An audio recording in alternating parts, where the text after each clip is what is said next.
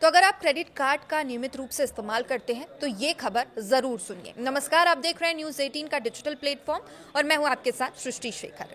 देश में credit card का इस्तेमाल तेजी से बढ़ रहा है और अब ये सिर्फ बड़े शहरों तक सीमित नहीं रहा है। ऐसे में जो सरकारी लेन देन है इसे ज्यादा पारदर्शी और सेफ यानी सुरक्षित बनाने पर सरकार जोर दे रही है। 1 अप्रैल 2026 से क्रेडिट कार्ड से जुड़े कुछ नियम हैं वो लागू हो सकते हैं, जिनका सीधा असर आम यूजर्स और टैक्स पेयर्स पर पड़ने वाला है। अगर आप भी क्रेडिट कार्ड इस्तेमाल करते हैं तो इन बदलावों के बारे में जानना आपके लिए भी बेहद जरूरी हो जाता है।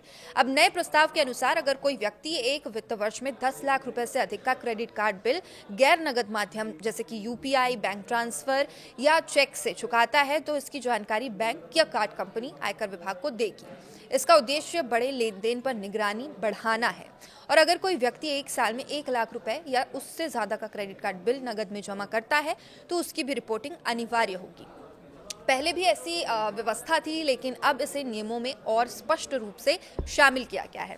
पैन आवेदन में ये में काम आएगा क्रेडिट कार्ड स्टेटमेंट आपके, क्योंकि अब पैन आवेदन कार्ड के लिए आवेदन करते समय क्रेडिट कार्ड स्टेटमेंट को एड्रेस प्रूफ के रूप में इस्तेमाल किया जा सकेगा। हालांकि ये स्टेटमेंट 3 महीने से ज़्यादा पुराना नहीं होना चाहिए, तभी इसे माना जाएगा, यानी ये तभी मान्य होगा। अब टैक्स भुगतान के लिए भी ये डिजिटल विकल्प के तौर पर काम आएगा। नए ड्राफ्ट नियमों में आयकर जमा करने के लिए क्रेडिट कार्ड, डेबिट कार्ड और नेट बैंकिंग को आधिकारिक डिजिटल माध्यम के रूप से मान्यता दी गई है। इससे टैक्स भरने की जो प्रक्रिया है पहले से ज़्यादा आसान और सुविधाजनक हो जाएगी। अगर किसी कर्मचारी को कंपनी की ओर से क्रेडिट कार्ड दिया गया है और उसके खर्च जैसे सालाना शुल्क या सदस्यता फीस कंपनी भरती है तो इसे परक्विजिट माना जाएगा और ये कर्मचारी की आय से जोड़ा जा सकता है। हालांकि अगर खर्च पूरी तरह ऑफिस के काम से जुड़ा है तो उस पर टैक्स नहीं लगेगा। इसके लिए कंपनी को पूरा रिकॉर्ड रखना होगा।